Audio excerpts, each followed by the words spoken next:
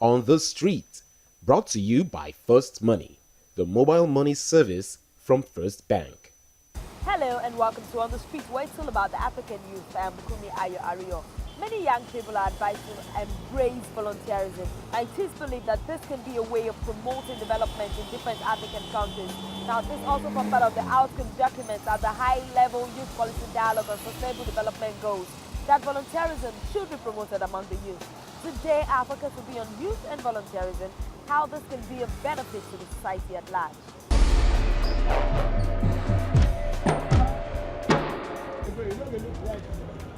Despite the many challenges that the youth may face, they remain productive members of the society. Majority of youth in developed countries engage in some form of volunteer activity compared to adults, but this cannot be said about some developing countries like Nigeria. The general belief these days is that many youth would rather work for some form of reward than volunteer. For those who do volunteer, they do so for different reasons. Most of the youth outside here now, probably less than 50%, don't go for this kind of voluntary job and all that. Everybody wants to get quick money, but most people that go for it, this voluntary job, they see advantages in it, and it helps you in the new business environment, the new business world. Some people just like doing some particular things, and some people just necessarily don't need the money. They just want to help out and be useful. Some of them I just do it just to be like, okay, let me just do something good for once. So not getting paid for anything. So let's just do it freely.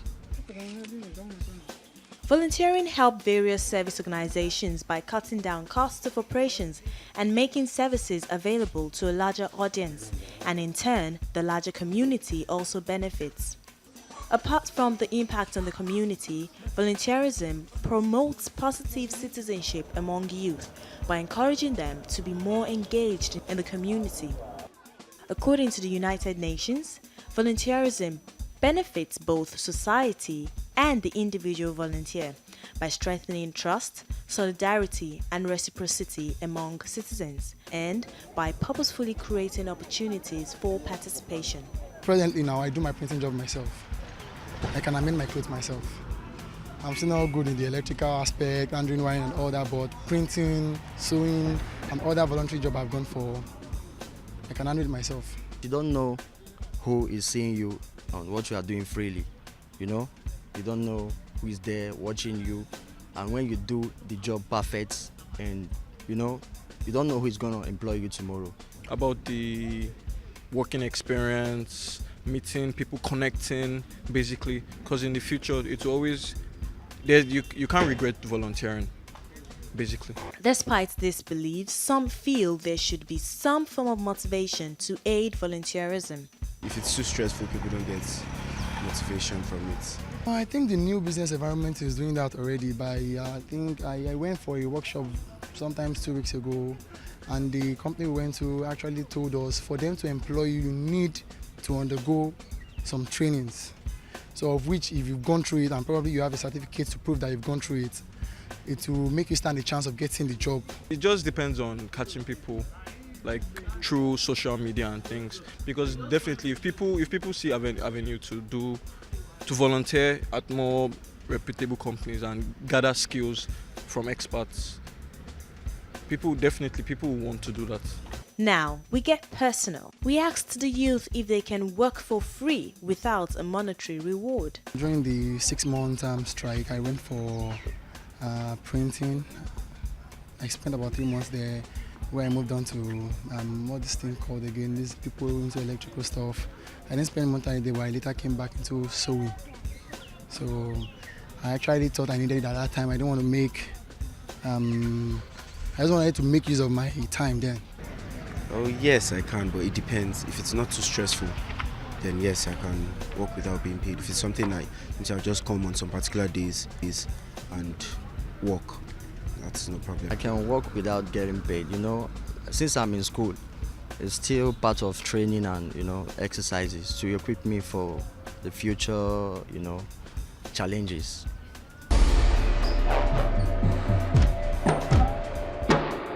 I spoke with Jennifer Heidiame, a young journalist and an emerging entrepreneur. who is passionate about volunteerism. According to her, she is a product of volunteering.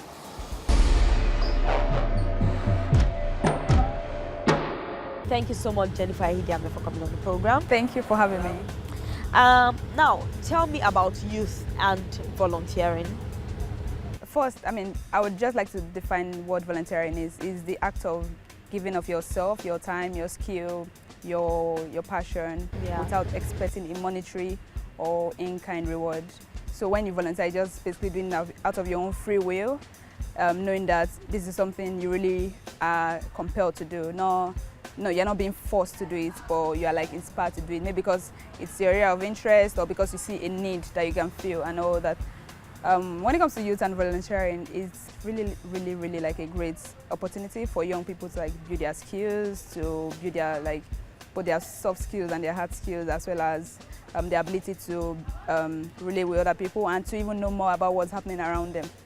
And then sometimes people are inspired to volunteer because they have a keen interest in the area that there's need for volunteering. Why are you so much of an advocate for volunteering? Well, personally, I've seen what volunteering did for me.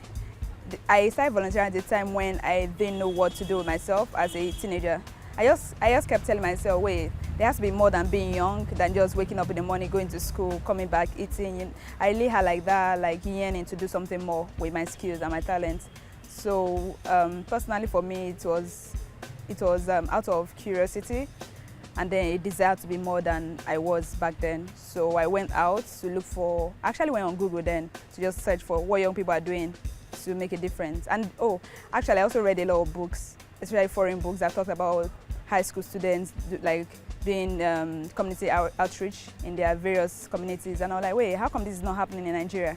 So a couple of myself and my friends then used to talk in class in secondary school about how we could set up a babysitting club and all that, but it was all daydream because in reality nobody will want to leave you with their children when you don't have skills.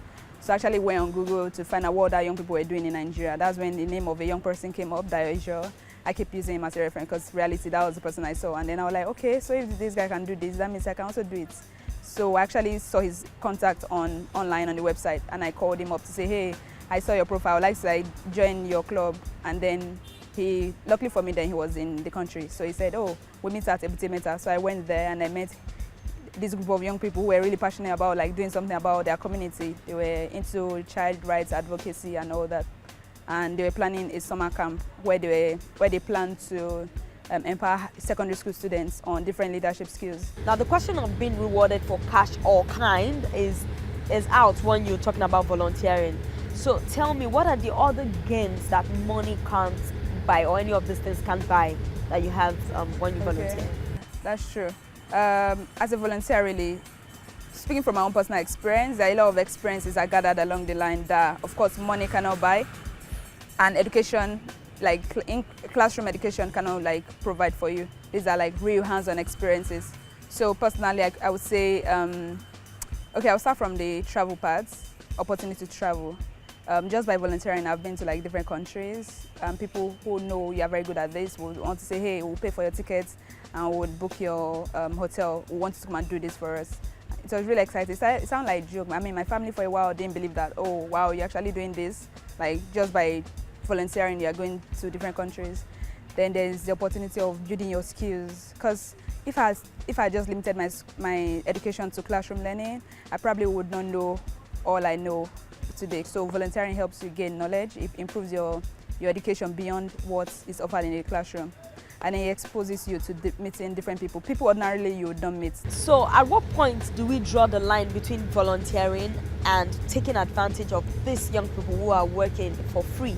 A lot of people debate that. They say volunteering is really not volunteering because at the end of the day, you're gaining something even if it's not money. But then, when you go and work for an organization, your reward is usually not in kind, it's usually monetary value. So just the fact that you're not paid monetarily in volunteering, that means that you are working for free. So volunteering is working for free. Secondly, the difference, I'll use this illustration.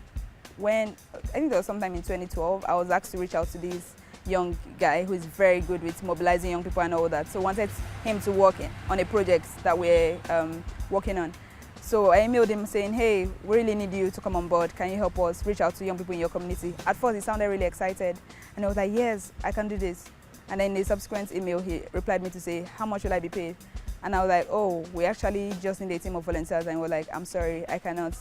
The excuse he gave was, I'm already volunteering on a couple of other projects that right now I don't have any more to give. So, I mean, I could empathize with him. I could just imagine him doing maybe like 10 other projects where he's volunteering and is willing to take on additional tasks, but based on whether or not he will be paid. So, I think for an individual, it's left for you to decide, okay, how much am I already volunteering? Do I still have room for more? Or would I really say, okay, I have 100% of time, I've already given 60% out as volunteering, so the next 40% I would really prefer to commit it to something that would bring monetary gain. So, I mean, you saying that doesn't make you a bad person, or it doesn't make you less of a volunteer, but it's just individually knowing exactly what you want and all that. At the end of the day, it all boils back to individual, knowing how to manage yourself, knowing what you really want. So that's, again, where the whole idea of self-awareness comes in. How much are you aware of yourself? How much do you know where you are heading to, and how much are you willing to give out of that like set targets in order to improve yourself in other areas? So basically, on going back on how or when to know where to draw the line, it lies back on the individual, just knowing where to say no and when to say yes. Now, what's the place of passion in volunteering? Can you volunteer without a passion for what you're doing? Is it possible? I mean, Oprah Winfrey once said that your passion should be as natural as your breathing. So whatever it is you want to do should be something you are very natural at doing, because that's when, even when there's so much pressure on you, you'll be able to like just take them all in because you're in your element. So for example, I am not very good with, okay, so let's say for example, there are some teenagers or youth that are good dancers, and they're very good at teaching kids how to dance. So maybe there's a school that needs volunteer dance teachers. It will be easier for somebody who is very good at this and who has a passion for it to volunteer for that position than for me to say, oh, because I'm bored, let me go and be a dance teacher. It won't really like make sense. At the end of the day, I'll feel burnt out, I'll feel exhausted, I'll feel used, and then that's when I'll start feeling frustration. And that's when I'll start remembering that, oh, this is why not even paying me, because there's no passion. Once you have passion, once it's as natural to you as your breath, then every other thing will be easy. So yes, passion is very important. So a recent study shows that Denmark has the world's most happiest people, while in Nigeria, they said we are the most unhappiest people. And you know, one of the things they said is that they have more young people volunteering, which leads to happiness. Now, what's the link between volunteering and happiness? Would we say that is why Nigeria is the worst, most unhappy people? That's an interesting, let's say, research. But I mean, personally, I would say when you volunteer, you're giving yourself freely. You're giving of your time, your talents, or your passion freely to a just cause, to a cause you're very passionate about. So you don't expect anything. You're just doing it like naturally. It's like a fish, you're just swimming because you're asked to swim, and then there's a need for a fish to swim. Or maybe there are a group of kids that need to be taught because they're not doing well in school, and you love teaching, and you're there teaching them, you're like having fun with the kids, and they love you for it. Or even if they don't tell you thank you, but because you're seeing changes, that will kind of excite you to want to come the next day, and then the next day, and then the next day. So I think the link there is the fact that you are doing something freely without expecting to be paid, and you're enjoying it, you know? So you're like having fun, you're blooming. Now, lastly, how can we have a more structured volunteering system in Nigeria? Should we wait for individuals? Should it be placed on the government, corporate bodies, individuals? How do we do this? I mean, at the moment, what we have a lot of organizations opening up volunteer opportunities within their structure. So once in a while, we find an organization calling for volunteers to do a certain project within a stated period of time and all that. But what would really be great, one of the things that really inspired me once was like going to this area, and they call this a youth volunteer center that is funded by the government. So what they do is that every holiday, this organization consciously place young people within different organizations across the states. So it will be also me, for example, we have like in different states like that, governments actually taking responsibilities to say, okay, every long holiday, instead of children going to lesson, you know, these days what we have is that people just keep pushing them to lesson because parents don't want them to stay at home. But imagine if there was a volunteer center where these young people can go to and like sign up to do different community projects. That will even make the community better. So I think it's very important for the government to consciously create an avenue, not just buildings and then lock them up, but consciously create an avenue where young people can come sign up for volunteer opportunities during their vacation. And then we have supervisors who measure them, and like they do abroad, maybe people should start having credits for volunteering. Because if you volunteer a certain number of hours within your community, you should get maybe additional credits to what you are doing in school and all that. So yes, I would advocate for a more formal structure. All right, thank you so much, Jennifer Idiami, for coming on the program. Thank you. All right, if you're just joining us, this is Still on the Street. The rest of the program continues. Stay with us.